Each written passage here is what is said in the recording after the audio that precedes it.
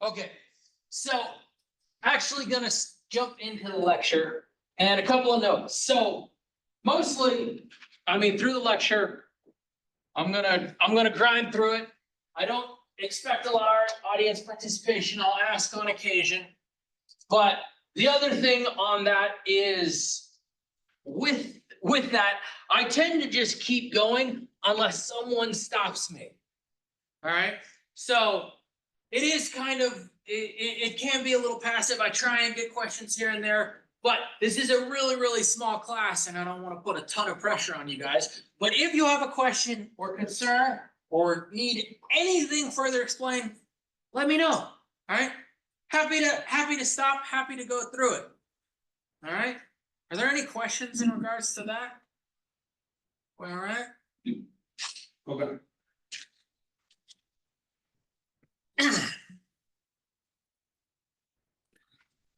All right, and I tend to be kind of bad at sticking to the iPad, but I want to try and get used to that for updating the videos and for people who zoom in, because I have other people that, from the other class who said they would zoom in throughout the semester. Okay, let's see. Okay, are we okay on any regard? Any questions whatsoever before we get rolling on the good stuff? Okay, so intro probability. So we start out with dealing with random phenomena. That means anything can happen at any time whatsoever in any space. What we then try and look at is actually probability. What's happening in the long run is going to be our thing. In the long run, what happens with any particular outcome, event, trial, situation? We define trial as something happens and it results in an outcome. Now, the easiest one to think about here is a coin. All right, we flip a coin. That is our trial. The outcomes then of that coin, either heads or tails. When I do those things multiple times, that creates what we call an event. If I flip a coin 10 times,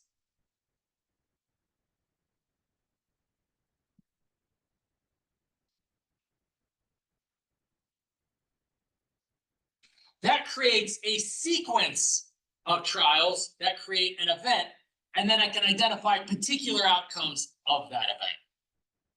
Now, this is all under the guise of independence, and these are the easiest ones to calculate. Flipping a coin or rolling a die, these are independent events. One outcome does not affect another outcome.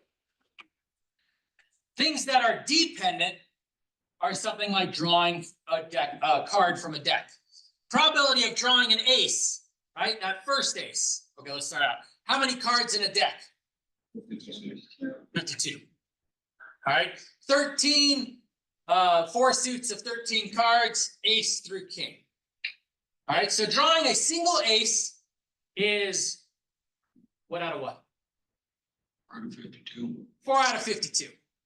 Then, if I'm holding one ace, what's the probability of drawing a second ace? 3 out of 51. 3 out of 51. That's the definition, right? Probability of drawing an ace given I have an ace.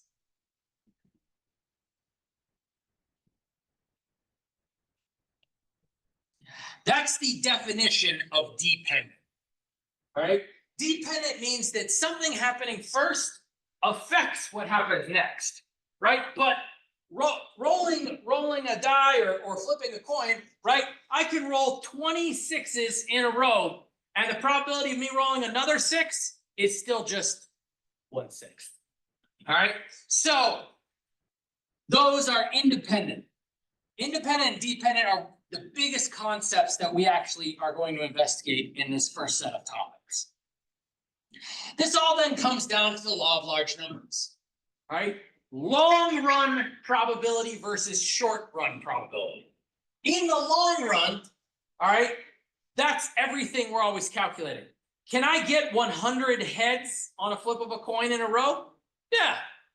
Can I get 1,000? Yeah. Is it super unlikely? Yes. But that's still not long run. When we talk long run, we literally mean the infinite situation. When I flip a coin an infinite number of times, it should result in 50% heads, 50% tails, and some negligible percent of the coin landing on its side.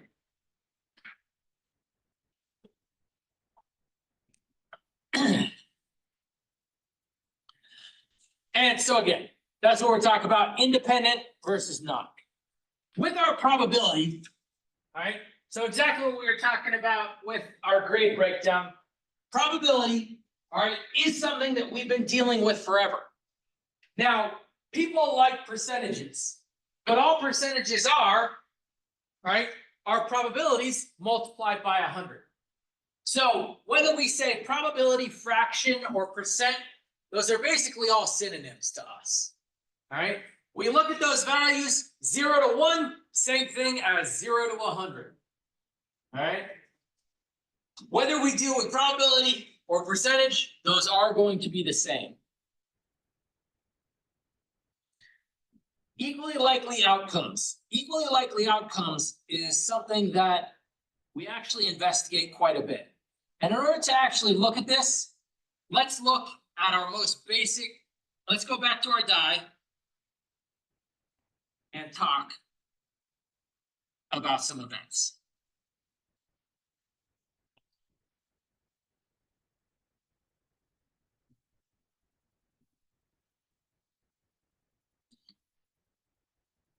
If I roll a die, all right, the sample space S results in a particular number of outcomes. When I roll a single die, what are the possibilities? What are the possible outcomes that I can get from that? 1, 2, 3, 4, 5, or 6.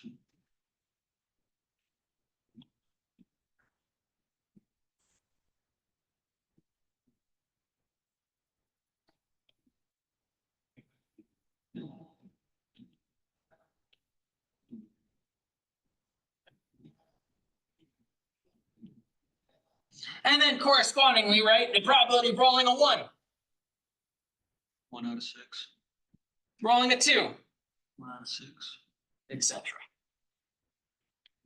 These, right, this is my sample space. Those are all the possibilities when I roll a die. The probabilities, these are what are known as equally likely outcomes.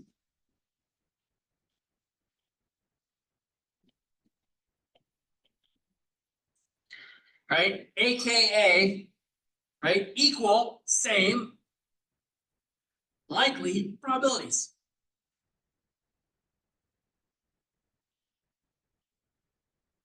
So they have the same probabilities. That's all equally likely outcome means. So something that does not have equally likely outcomes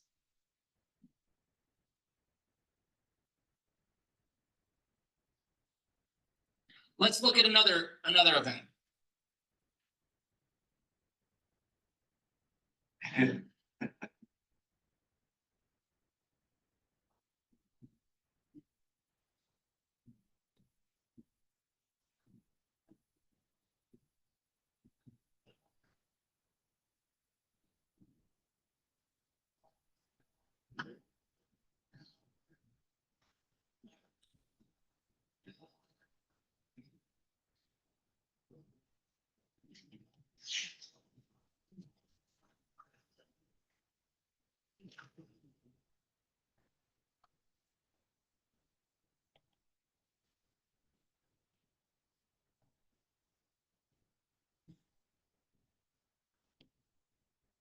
Now I want to do this again. I roll 2 dice, and then my outcome is the sum of those 2 dice. So what are the possibilities now in my sample space? You're 12.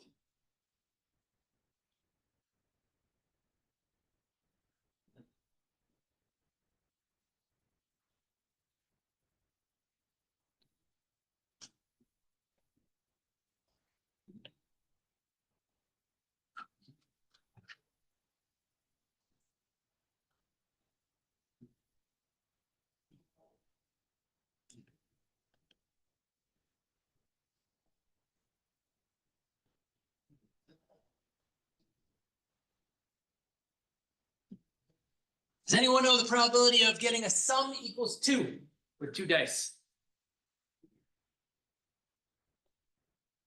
1 out of 12. I don't think so.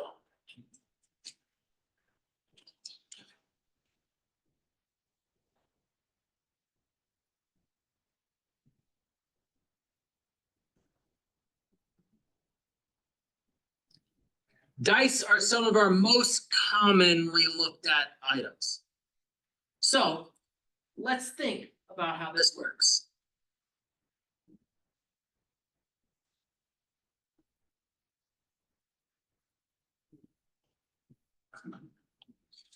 Best way to think about this is I have dice of 2 different colors. I have a red die and a blue die.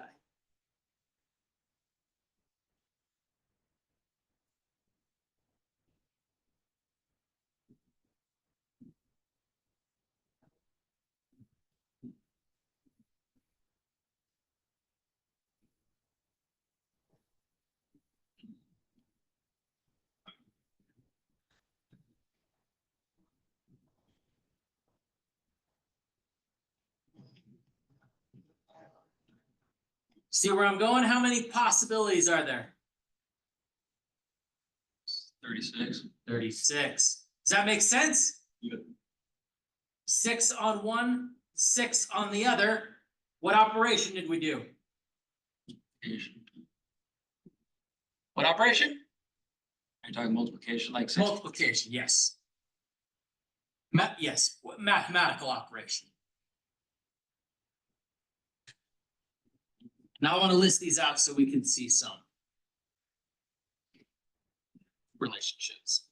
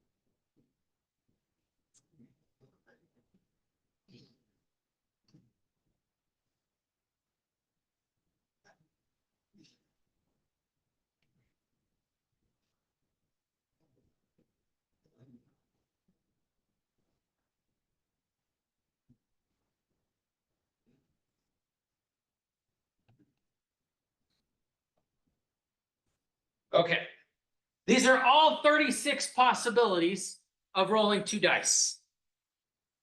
So I have a red die and a blue die. So now I can actually go back, all right, and I know my denominator is 36 possibilities. So now let's go back to the sum of 2. How many ways are there to make a sum of 2? 1. 1.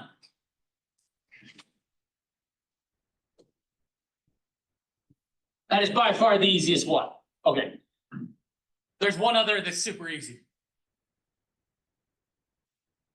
What's the other easy number? 12. 12, right? The extremes. So, in order to identify 7, how many possibilities are there to get 7?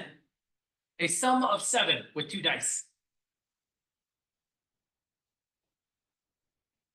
6. 6. And specifically, where are you looking?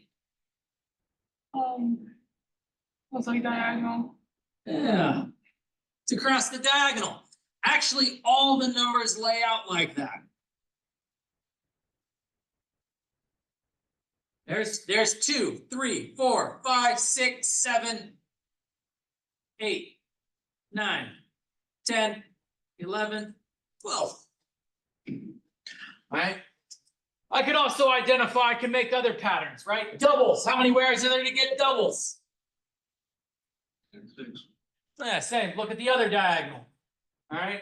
Oh, I can only have, second value 2. I can look across the rows, third value 3. All right, I'll look across the columns. So, all right, dice are independent right? Because one die doesn't affect the other, but I can put them together and I can find all kinds of patterns among two dice.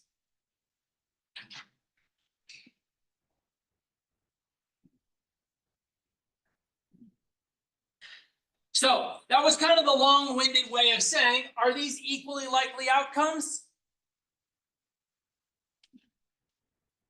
No, by definition, these do not have the same probabilities. Getting a 2 is 1 out of 36, getting a 7 is 6 out of 36, and we already identified every number in between, all right? These are increasing to here and then decreasing from there on, all right? So only at best 2 of these numbers have equally likely outcomes, all right?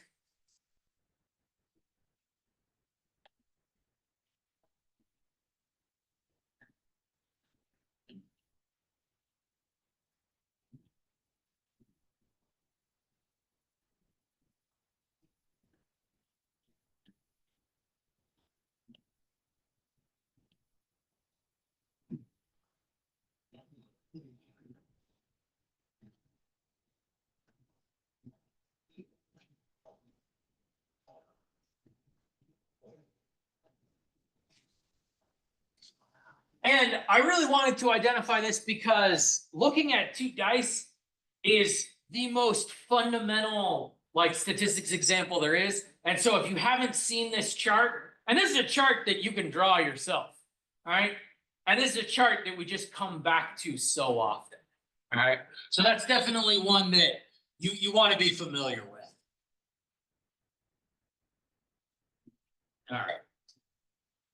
So if you've noticed, right, when I write my probabilities, right, I write them as a P, open parenthesis, words, close parenthesis. This is read, right, as probability of A, or as I was reading it for our examples, right, probability, the sum equals 2, all right? Up here, I had the probability, I rolled a 1. Probabilities, all right, the probability statement is just as important as that number that is associated with it. This is the concept of what statistics is. It is numbers with words. Probability doesn't have units, right? It's not like 5 centimeters, 5 minutes, okay? The probability is the units that go along with that number. Just saying 1/6 doesn't mean anything, right? This probability statement is basically the shorthand for the sentence that describes what that 1/6 means, all right? So you should never have a probability written down without a probability statement. Now, as a note, all this probability notation I'm going to go through is shorthand, but it's actually supposed to help you. The best thing for a probability value is a sentence. So it's always better to write out a full sentence. The probability notation is quick shorthand so we don't have to write a sentence every single time, all right? But some people, they absolutely hate probability notation. That's fine. Write a sentence. That's actually the better way, all right? It just takes forever if you're writing a sentence for every little value you have, okay? But what you should never have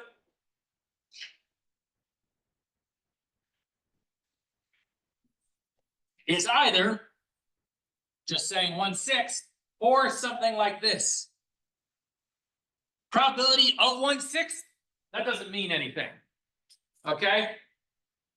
It's probability,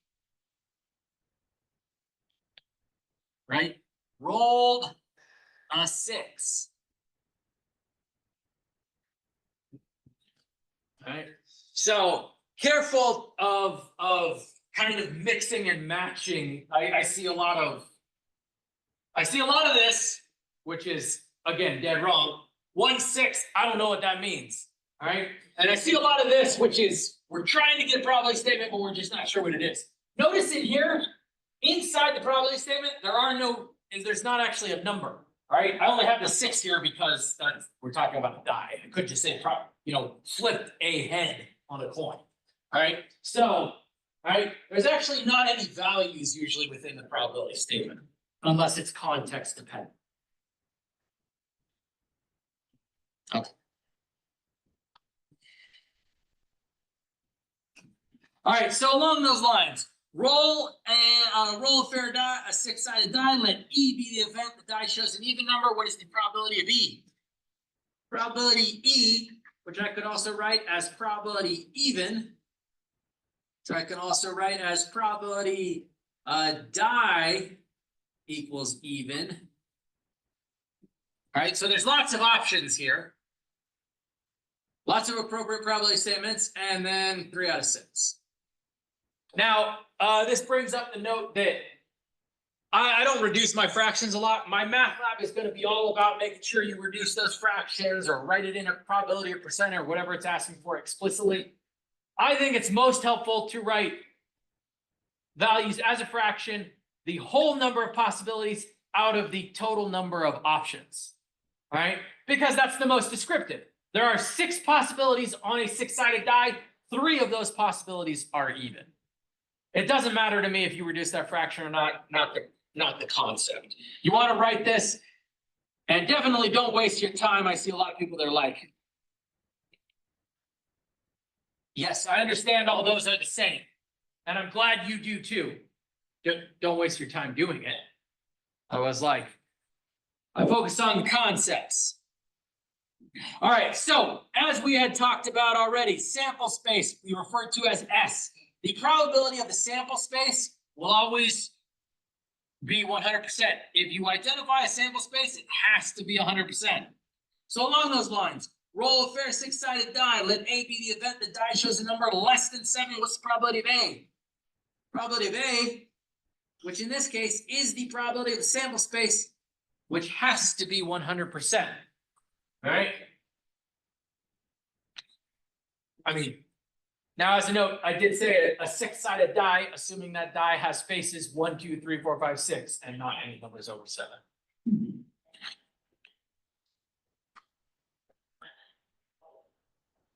Complement, also referred to as the opposite. Complement notation, we tend to write as A to the C, but what's much more common is A with a line over it, representing A naught. So if I have the probability of A rolling a 6, right, is 1/6, then the probability of not A, that is not rolling a 6, will always be 1 minus that, hence would be 1 minus 1/6, 5/6. So sometimes it's too complicated to think about something directly, and that's when we think about the complement. We're going to see some examples of when this is most helpful. Before we do that, though, I want to show our most common picture that we use in probability, referred to as a Venn diagram.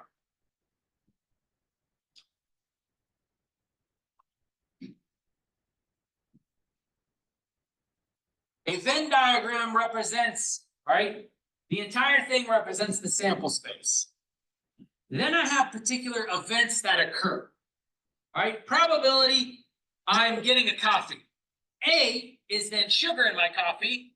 B is cream in my coffee. Notice I have this overlap here. A and B. All right, this region where A overlaps with B. So in here, I have cream and sugar in my coffee. Right? In this overlapping region, this is cream and sugar. This area here, this is just sugar. This area over here would be just cream. Then out here, what's this stuff out here? What kind of coffee do I have? Black coffee. Black coffee. No cream and no sugar.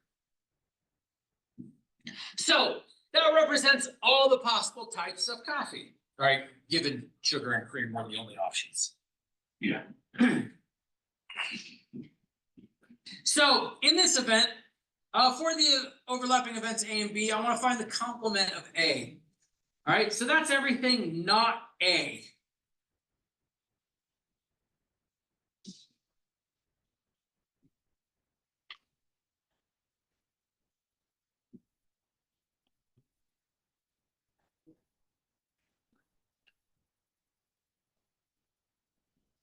So I'm representing that as my red lines here.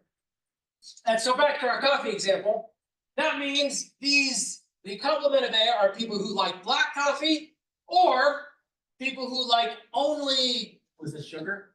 Okay, only sugar in their coffee, whatever B was. Three. Was it cream? Okay.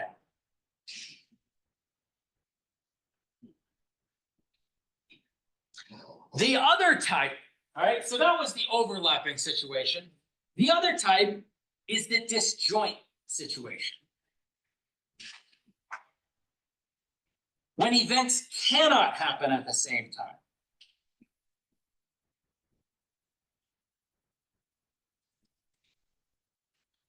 Now, the disjoint case means that there is no overlap between A and B.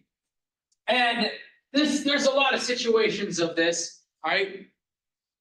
The best one to look at is grades, all right? At the end of a course, can you get both an A and a B in your statistics course? No, those are disjoint. You will get either an A or B or C or D or F, right? You can't have two of those, all right? Now, what's really nice about disjoint cases is that you can add them without having to worry about anything overlapping, and it adds straight across. As we're going to see, all right, terminology always lends itself directly to verbiage, or always means add, and will always mean multiply. Now, those words always corresponds to multiply, or always corresponds to add. But what you're adding, what you're multiplying are going to be based on the picture. So it's not always multiplying the same thing. It's not always adding the exact same thing. There is no one formula that fits all. This is the formula for disjoint cases only. So when events are disjoint, in order to find A or B, I simply add A and B. So along those lines, if I have the probability of a randomly selected student getting an A in a psychology course is 30%, remaining grades B, C, D, and F have probabilities 35, 25, 8, and 2. All right, what's the probability a student will get an A or B, all right, in this psychology course? So the probability of A or B, since those are disjoint, that means I simply can add A, probability of getting an A, plus the probability of getting a B.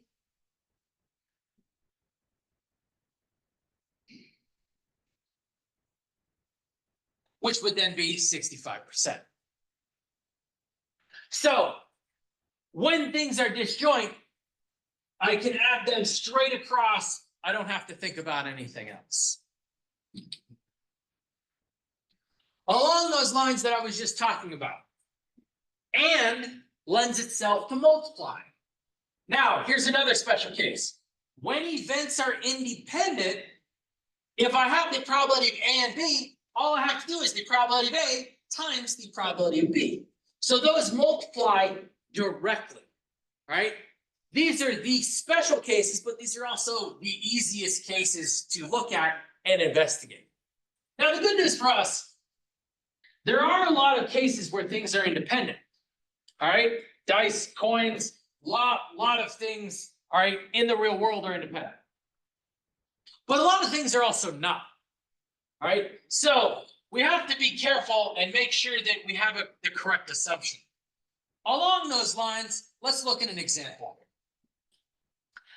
There have been 1,974 shark attacks, provoked or unprovoked, in the United States as of August 2015.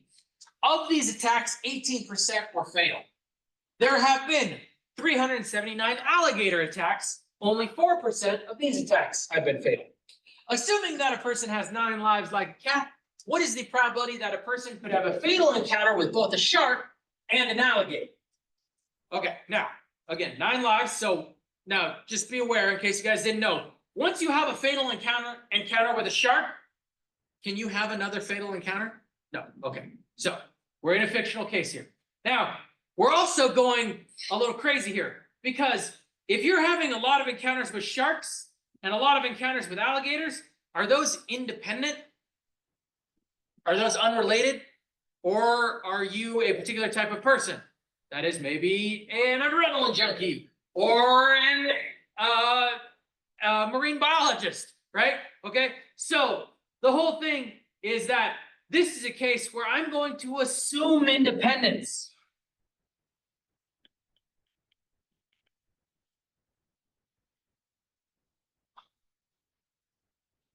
All right, even though this doesn't probably make a lot of sense, okay? And I'm doing that just so we can do this calculation.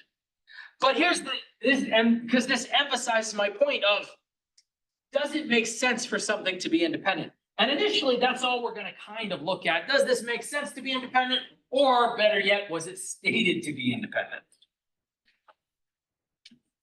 But in order to identify that, probability, fatal shark encounter, and a fatal alligator encounter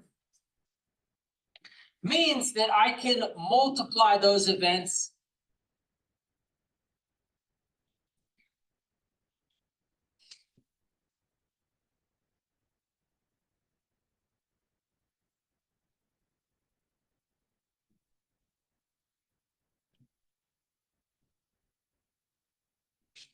in order to calculate the probability of having both a fatal shark attack and a fatal alligator attack.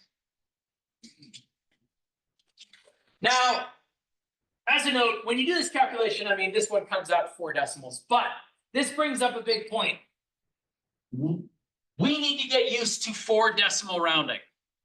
All right, in statistics, we don't deal with sig figs or anything to that nature. We round what makes the most sense. Now, we round according to the real world. So in the real world, what is the most common number of decimals we round to on basically a daily basis?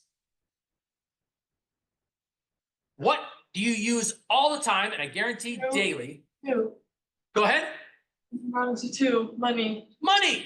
Money is rounded to 2 decimals. Okay, so why did I just say 4 decimal rounding? More accurate. Well, I mean, I agree. But do we talk in probabilities more often or what?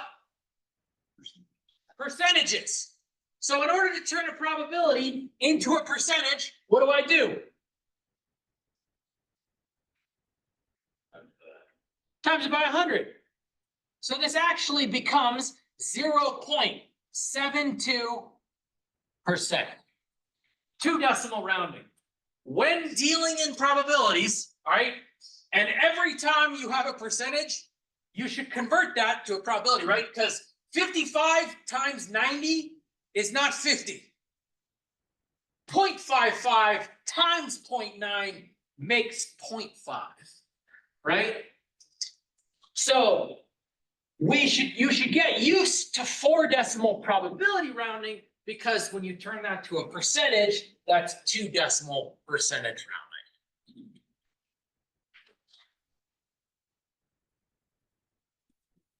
All right, so let's put all our rules to work, all right? So we looked at all those rules individually. I want to put them all to work in combo, all right? Because usually one thing is not going on, lots of things are going on, and that's what really makes problems interesting. All right, so back to our shark data. All right. Again, there are 1,974 shark attacks, 1,624 were non-fatal, and we already have that number. Okay, so probability, fatal shark attack was 18%. So we were already told that value. Assuming shark attacks are independent from day to day. Okay, all right, so good news. This was explicitly told to us. This is independent, so I don't have to make a possibly unreasonable assumption. Assume that a person is attacked by a shark. Find the probability that a person is non-fatally attacked 5 days in a row. All right, we're also still going on the same thing that people have 9 lives. All right, so I can be fatally shark attacked 5 days in a row and make it, and then hit the weekend. All right.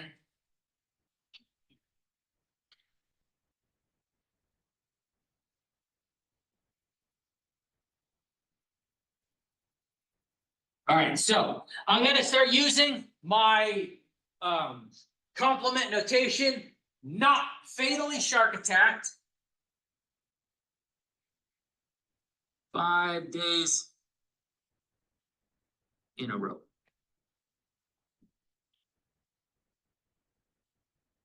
Now, there are multiple ways to do this, but when you have lots of things going on, one of the best things to do is to use what we call the blank method.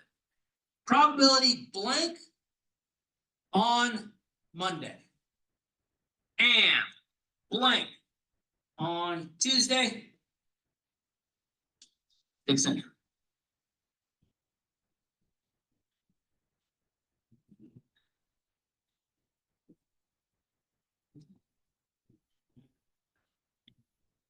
All right, so we have blank on Monday and blank on Tuesday, blank on Wednesday, blank, blank. All right, so we have 5 blanks. All right, we're gonna assume we started on Monday just because that was easy. All right, so, right, non-fatally shark attack 5 days in a row. Okay, so that means what happens on Monday? All right, when I'm swimming with the shark, then how am I attacked?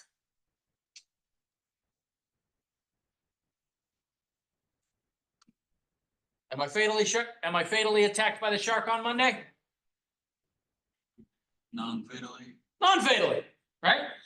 I am non-fatally attacked by the shark on Monday. And what about Tuesday? No. Yeah, same. And Wednesday, Um, etc.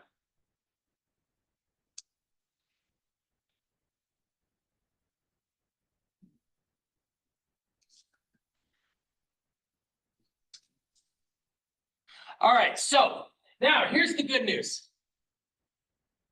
So once I've identified what's happening each day, all right, I wrote this out in a very specific way so I could convert this to mathematical notation. What does and mean? Multiply.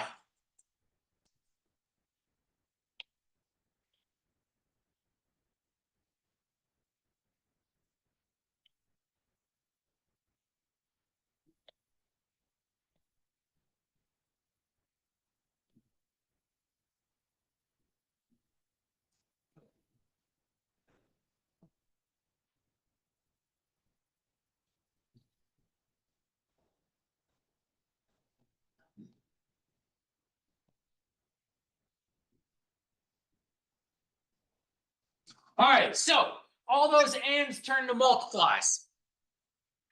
Now here's the other thing. Do you think it matters Monday, Tuesday, what day it was?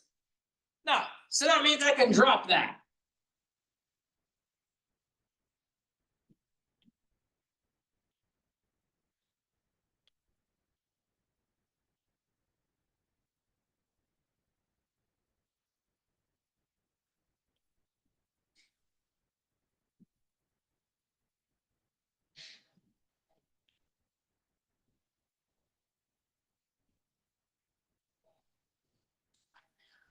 And then, all right, I know the probability of a fatal shark attack was 18%. So what do you think the probability of a non-fatal shark attack is? 82%. Yeah, 1 minus that, which is 82%.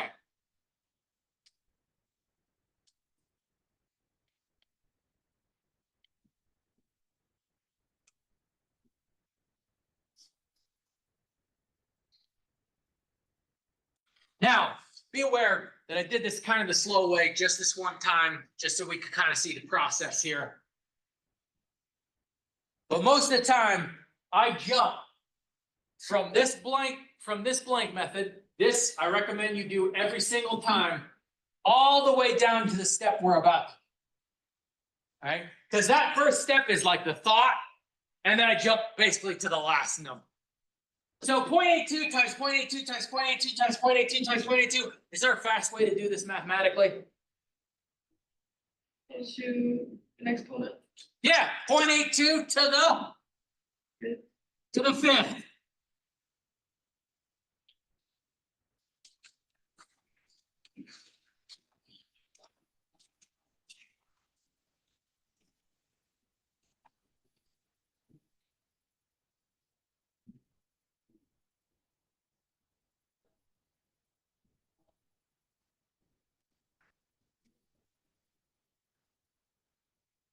And that's all I do. So this first step, right, identifies what's happening, and I highly recommend you don't skip this. I skip these steps every time and I jump straight to here. Because once I see what's happening, right, that helps me think about what's going on, and then we jump straight to the number. All right, along those lines, assuming the person is attacked 5 days in a row, find the probability a person was fatally attacked at least once in a 5-day week.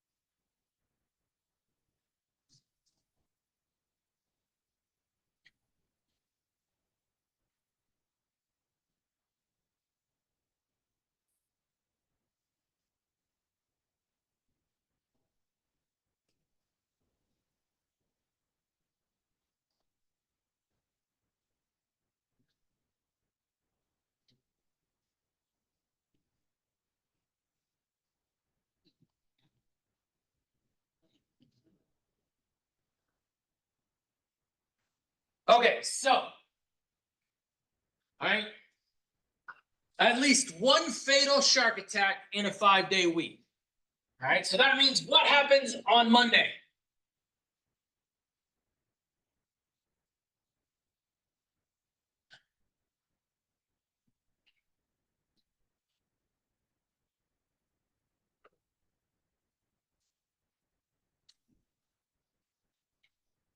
Fatally shark attacked or not? There's only two options.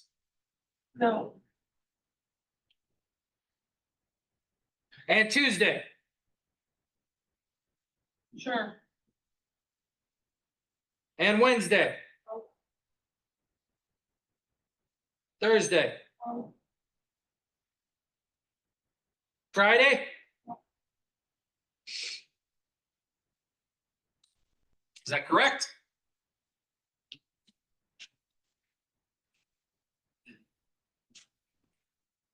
What does at least one mean?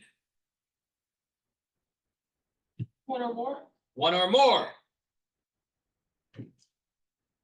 So could it be this?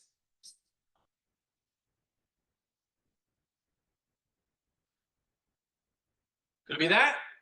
They all could be one. Or they all could be one, all right? So it could be that, or it could be that, or it could be that.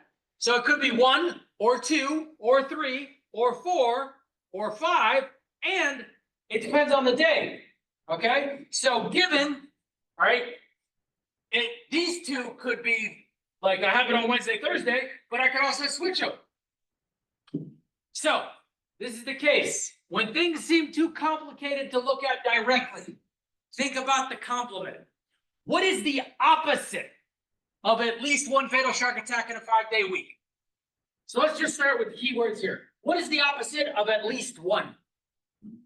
0. All right.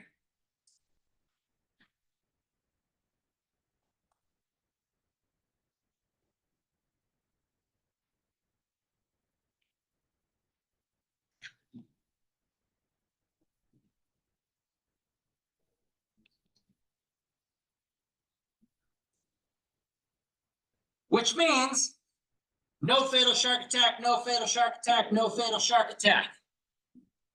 All right. 1 minus no fatal shark attacks in a 5-day week, all right, is the same as at least one fatal shark attack in a 5-day week. Now here's the super good news. Did we already find that? Yes. Probability of being non-fatally attacked 5 days in a row. That's basically exactly what we did in part A, which means 1 minus 0.3769.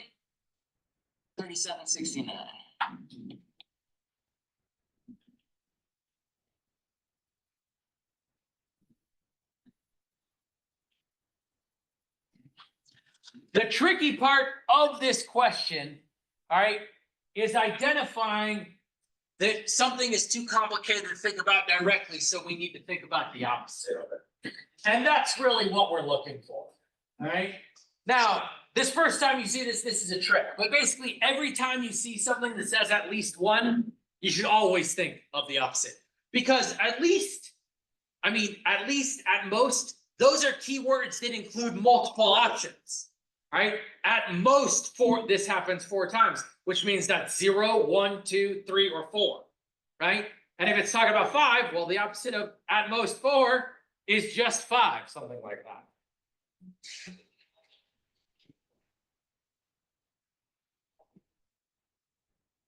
All right. So, along those lines, let's put all these rules together one more time and look at a different situation. The American Red Cross says that about 45% of the US population has type O blood, 40% type A, 11% type B, and the rest are AB. Be sure to write a probability statement. And again, I put that instruction in a lot of your initial stuff, and it's on all the quizzes and everything, because I want you to keep remembering to do that. All right, keep practicing those probability statements. All right, someone volunteers to give blood. What's the probability? Okay, lots of stuff going on. The first step in really all problems is identify information. Write out what you know, write it out in context that's helpful. Way too often, and I know temptation is, people love to highlight, right? But all of a sudden I see your problem looks like that. Okay, so ease up with the highlighting and just rewrite your information. Pull that out, what's important. Okay, so probability O. Probability A.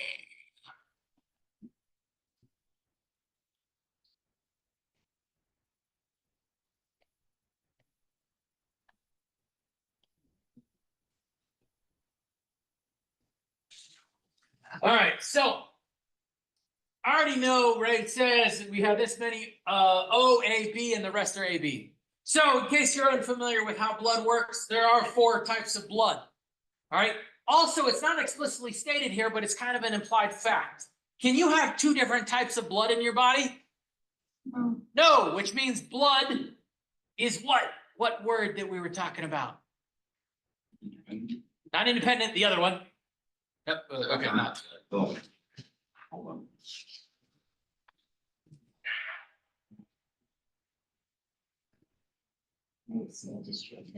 Disjoint. All right. Blood type is disjoint, non-overlapping. All right. And just FYI, you can't have 2 types of blood in your body, but not for very long. You get very, very sick, right? Okay. So, all right. So blood type is disjoint, and it doesn't say that here, but it's kind of one of those implicit type of facts. All right, which means that basically if all these are disjoint, this plus this plus this plus this have to sum what number? 100. 1. 100, 1, same. Yes. All right, so what do we have? We have 96, which makes that 4%. Yeah. All right, so that actually is a big thing. And again, this is just identifying, I haven't even read the questions yet. I'm just identifying information, stating some facts about what I'm looking at. All right, it looks like all my info is nice and well identified. Now I can actually go to my first question. What is the probability that this donor has type AB blood? Oh, look at that. Just by identifying your information, we already answered the first question.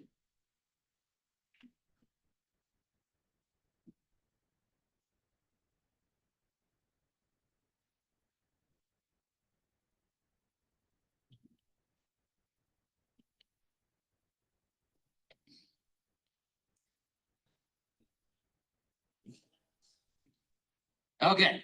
Has type A or type B? All right, so again, we already identified this is disjoint, which means type A or type B is simply just adding A plus B.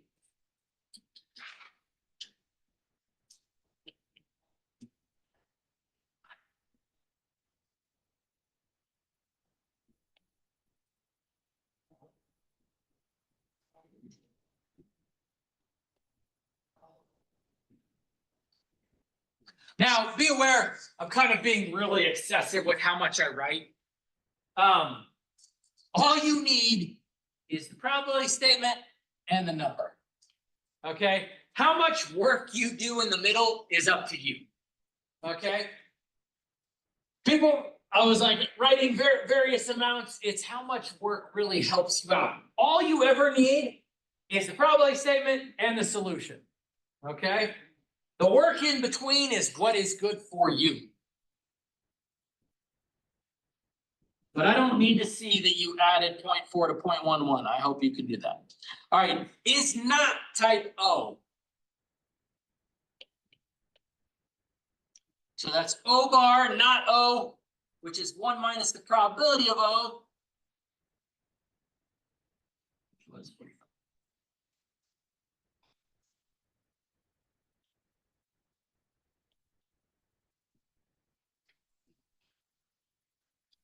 And so again, straightforward, simple calculations, nothing fancy about those at all.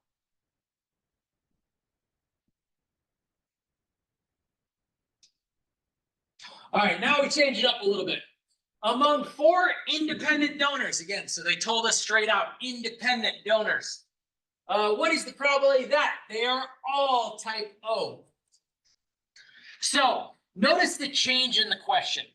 All right, we were looking at one person, all right, for those first questions, right? Probability, this donor, a single person. Now we're looking at 4 people. Once you start having multiples, that's when you start going to the blank method. This and this and this.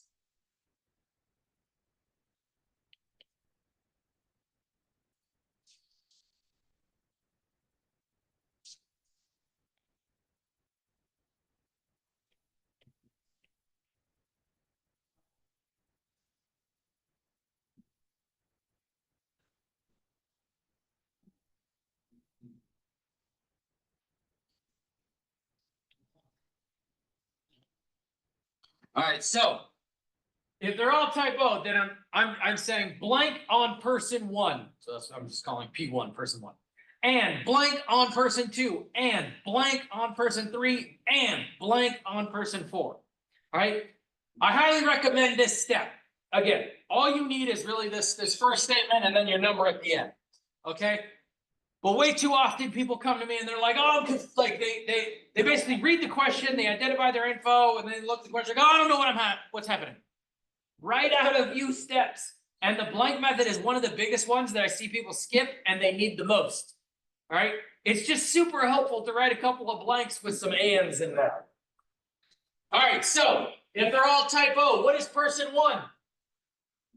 And person 2? And person 3? Oh. And so here's the nice thing. So then I go straight to the numbers, right? So they're all type O, which our probability of O is 45. So I can go to my number 45. And if I have 4 of them, that means? To the 4th power. To the 4th power. And the calculation is that simple. So writing out those couple of blanks helps me jump to this number just very, very fast.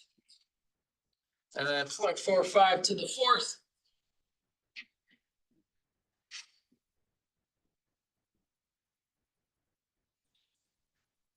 Gives us 0.0410.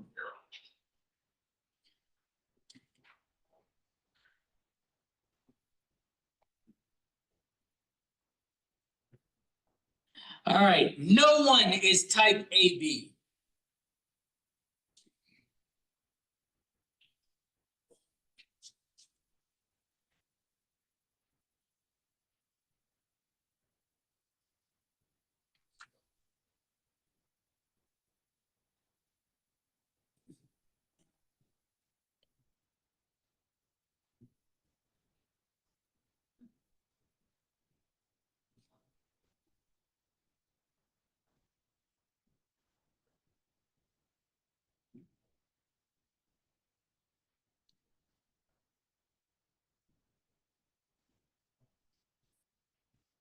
All right, so no one is type AB. So that means, what is person 1? Hello? anything other than AB? Huh? Anything other than AB? Yeah, is there a fast way to write that? Yeah, the complement of AB. Yeah, not AB. And person two, Not AB. etc. And these are the best ones, and this is always what you're shooting for. All four things exactly the same. If basically all four things aren't exactly the same, you should be thinking complement immediately. Okay? Because this is the one where basically when I turn this into the values, it's something to the fourth, right? So probability, okay, so AB was 4%, which means not AB is 96%. Yeah, I wasn't sure, I couldn't hear if you said 96 or 95. It's been an off day. Work has been work.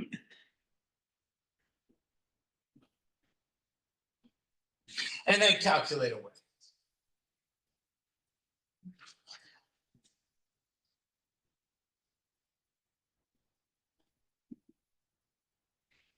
All right, they are not all type A.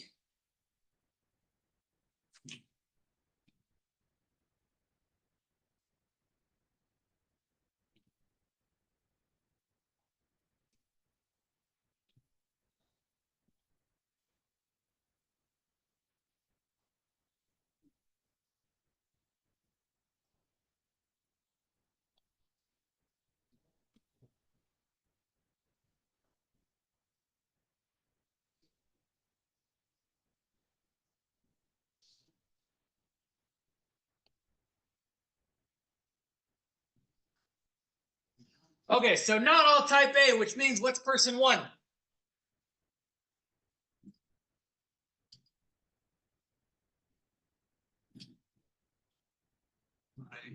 Not A. All right, and person two? Not A. Person three? Not A. And person four is not A? Is that the only way that works? Don't you do the thing where you look at it like opposite? It's complement again. Because basically, once again, they're not all type A, which means can some of them be type A? Yeah. Do we know how many? And so as soon as if you think about when you're filling the first one, you're like, is this A or not A? And if you're not sure, that means it's probably complement. So what's the opposite of not all type A? They're all. Yeah. And when you think about the complement, and if it is that easy, you definitely want to use that. 1 minus the probability, all type A. Which means A, A, A, A. And that's always what we're shooting for. As soon as, if you have more than one option, that means that we failed, right? I want my number to be to the fourth. I don't want to have to calculate this and then this and then this. Now, as a note, I can do this directly, right? We have to come up with each possibility and we could calculate it. It's way easier this way.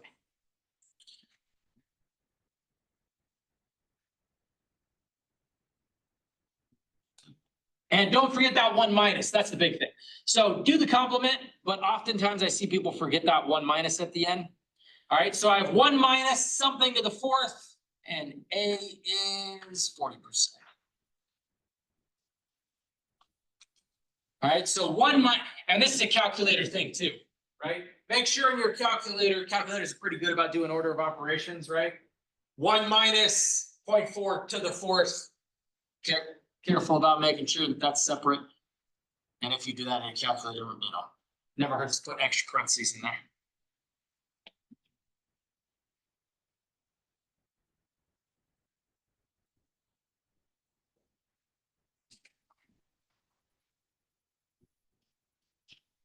All right, and lastly, at least one is type B. Oh, and before we even get started on this, I already know what am I gonna do? Complement. This is that trick. And now we know a different one. Not all something. I know from here on out, whenever I see something like that, I'm gonna do complement. What was that? B? Explain B.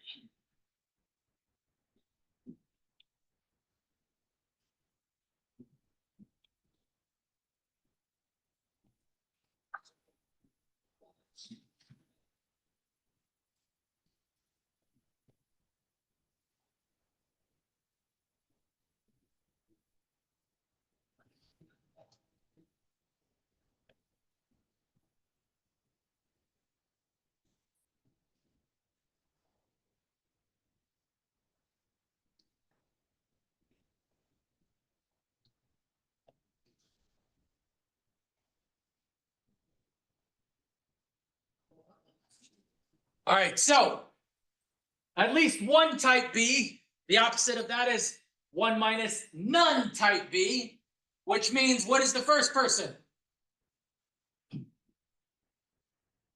Not B. Not B. And similarly, all of them.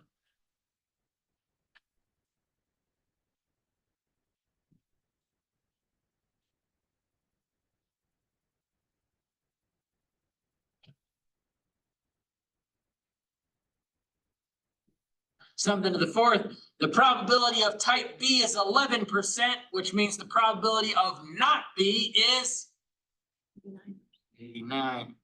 Now notice we're doing a lot of 1 minusing in here, right? Without doing those calculations. So again, just something else to kind of keep track of that, you know, technically, this is 1 minus 0.11 to the fourth, okay?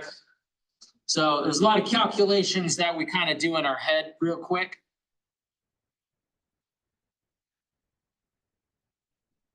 And that gets us 37.26%.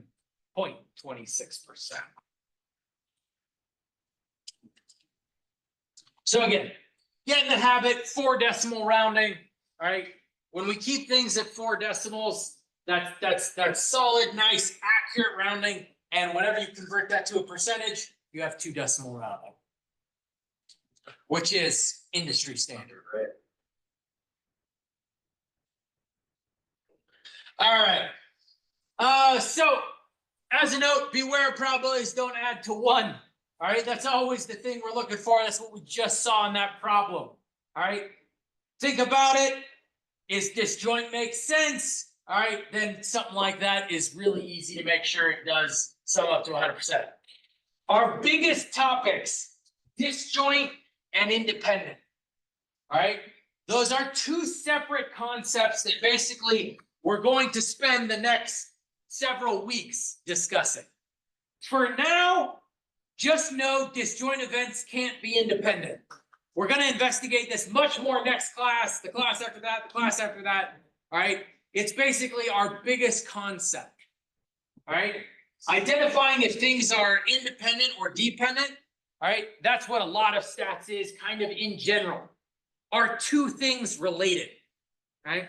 That's kind of the question for all science. Does this relate to this? All right.